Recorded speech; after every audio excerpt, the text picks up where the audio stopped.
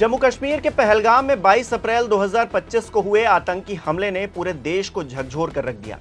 इस हमले में 26 लोगों की जान चली गई और 17 लोग घायल हुए। इस घटना ने न केवल सुरक्षा व्यवस्था पर सवाल उठाए बल्कि राजनीतिक गलियारों में भी तीखी बहस को जन्म दिया। इस बीच जम्मू कश्मीर के पूर्व राज्यपाल सत्यपाल मलिक ने इस हमले को लेकर केंद्र सरकार और विशेष रूप से प्रधानमंत्री नरेंद्र मोदी की तीखी आलोचना की है, जिसके बाद वो सोशल मीडिया पर ट्रोलिंग का शिकार भी हो गए। मलिक ने अपने आलोचकों को जवाब देते हुए कहा है कि वो एक किसान के बेटे हैं, बागी हो सकते हैं लेकिन गद्दार नहीं। नमस्कार दोस्तों, मेरा नाम हिमांशु मिश्रा है और आप देख रहे हैं 4PM न्यूज नेटवर्क।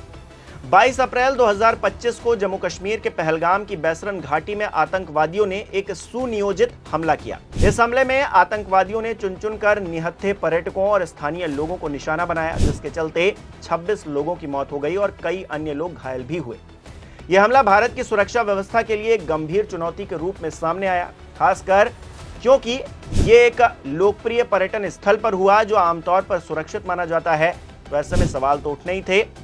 बता दें कि प्रधानमंत्री नरेंद्र मोदी ने इस हमले की कड़ी निंदा भी की और बिहार के मधुबनी में एक जनसभा में 2 दिन बाद उन्होंने जो जनसभा की उसमें जाकर कहा कि आतंकियों और उनके समर्थकों को उनकी कल्पना से परे सजा दी जाएगी। और उन्होंने ये भी जोड़ा कि यह हमला भारत की आस्था और एकता पर हमला था और सरकार हर संभव प्रयास कर रही है ताकि घायलों को उचित इलाज मिले, पीड़ित परिवारों को सहायता मिल सके।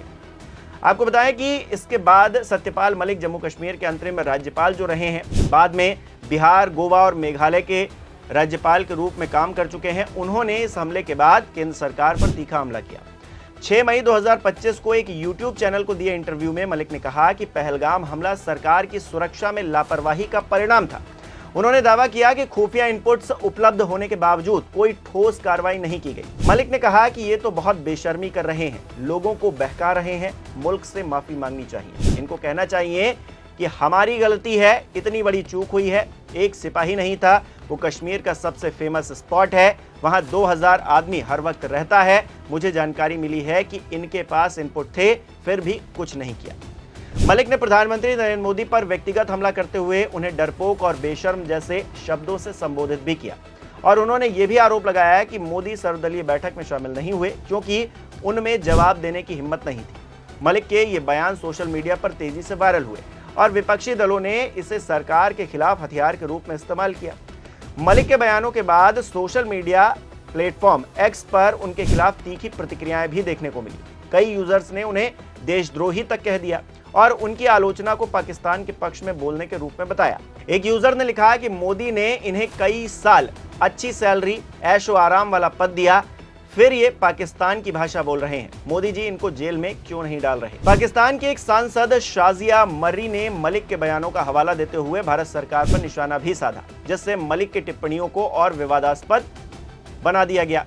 मरी ने कहा कि भारत में ही लोग सरकार की लापरवाही पर सवाल उठा रहे हैं और पाकिस्तान पर बिना सबूत के आरोप लगा रहे हैं। मरी की तरफ से इस तरह का बयान देना मलिक के बयानों को और ज्यादा विवादास्पद बनाता चला गया। आपको बता दें कि सोशल मीडिया पर कुछ लोगों ने मलिक की विश्वसनीयता पर भी सवाल खड़े कर दिए और ये कहा कि उन्होंने अपने कार्यकाल के दौरान ऐसी बातें क्यों नहीं उठाई। कुछ ने उनके बयानों को राजनीतिक लाभ लेने की कोशिश के रूप में देखा, जबकि अन्य ने इसे उनकी व्यक्तिगत नाराजगी से जोड़कर देखा, क्योंकि उन्हें बाद में गोवा और मेघालय जैसे अपेक्षाकृत कम महत्वपूर्ण राज्यों में स्थानांतरित किया गया था। आपको बता दें कि 12 मई 2025 को सत्यपाल मलिक ने सोशल मीडिया पर अपनी ट्रोलिंग का जवाब देते हुए एक बयान जारी किया और उन्होंने एक्स पर लिखा कि नमस्कार साथियों, बहुत से लोग मुझे सोशल मीडिया पर टारगेट कर रहे हैं, अनाप शनाप मेरे खिलाफ लिख रहे हैं। मैं उन्हें बताना चाहूंगा कि मैं उस किसान कौम का बेटा हूं। मैं बागी हो सकता हूं लेकिन गद्दार होना मेरी फितरत में नहीं है। मैंने मेरे जीवन में झुकना नहीं सीखा। सत्ता पक्ष से मेरे आज भी वही सवाल है। मलिक ने अपने बयान में यह स्पष्ट करने की कोशिश की कि उनकी आलोचना देश के प्रति उनकी निष्ठा पर सवाल नहीं उठाती। उन्होंने अपने किसान मूल पर जोर देते हुए कहा कि वे हमेशा सच बोलने के लिए प्रतिबद्ध रहे हैं, भले ही इसका परिणाम उनकी छवि को नुकसान पहुंचाए। और उन्होंने ये भी जोड़ा कि वे भारतीय सेना के ऑपरेशन सिंदूर का समर्थन करते हैं, जिसमें सेना ने पाकिस्तान और पीओके में आतंकी ठिकानों को नष्ट कर दिया। मलिक ने कहा कि भारतीय सेना के ऑपरेशन सिंदूर ने पाकिस्तानी आतंकी ठिकानों को ध्वस्त कर आतंक पर कड़ा प्रहार किया है। मैं इस कार्रवाई का समर्थन करता हूं। सभी देशवासी पूरी मजबूती से भारतीय सेना और भारत सरकार के साथ मजबूती से खड़े हैं। जय हिंद। सत्यपाल मलिक की टिप्पणियों ने भारत में एक तीखी राजनीतिक बहस को जन्म दे दिया है। विपक्षी दलों, विशेष रूप से कांग्रेस ने मलिक के बयानों का समर्थन करते हुए सरकार पर हमला बोला। कांग्रेस अध्यक्ष मल्लिकार्जुन खड़गे ने दावा किया कि हमले से 3 दिन पहले खुफिया जानकारी उपलब्ध थी, फिर भी कोई कार्रवाई नहीं की गई और उन्होंने संसद का विशेष सत्र बुलाने की मांग की ताकि इस चूक की जांच हो सके। वहीं केंद्र सरकार ने मलिक के आरोपों का सीधा जवाब देने के बजाय अपनी कार्रवाइयों पर ध्यान केंद्रित किया। सरकार ने सिंधु जल संधि को स्थगित करने, पाकिस्तानी उड़ानों के लिए भारतीय हवाई क्षेत्र को बंद करने और कई पाकिस्तानी यूट्यूब चैनलों पर प्रतिबंध लगाने जैसे कदम उठाए। आपको बता दें कि सोशल मीडिया पर मलिक की ट्रोलिंग ने यह भी दिखाया कि भारत में राजनीतिक और राष्ट्रीय सुरक्षा से जुड़े मुद्दों पर कितनी जल्दी ध्रुवीकरण हो जाता है। कुछ लोग मलिक को एक साहसी आवाज के रूप में देखते हैं जो सत्ता के सामने सच बोलने की हिम्मत दिखाते हैं, डरते नहीं हैं, जबकि अन्य उन्हें अवसरवादी मानते हैं जो अपनी राजनीतिक प्रासंगिकता बनाए रखने के लिए विवादास्पद बयान देते हैं। सत्यपाल मलिक का भारतीय जनता पार्टी के साथ एक लंबा इतिहास रहा है। वो 2012 में बीजेपी के राष्ट्रीय उपाध्यक्ष बने और 2017 में बिहार के राज्यपाल नियुक्त किए गए। 2019 में जम्मू कश्मीर के राज्यपाल के रूप में उन्होंने अनुच्छेद 370 को हटाने की प्रक्रिया में महत्वपूर्ण भूमिका निभाई। हालांकि बाद में उन्हें गोवा और मेघालय जैसे राज्यों में स्थानांतरित किया गया, जिसे कुछ जानकारों ने उनके डिमोशन के तौर पर देखा। आपको बता दें कि मलिक ने पहले भी केंद्र सरकार और प्रधानमंत्री मोदी की आलोचना की है।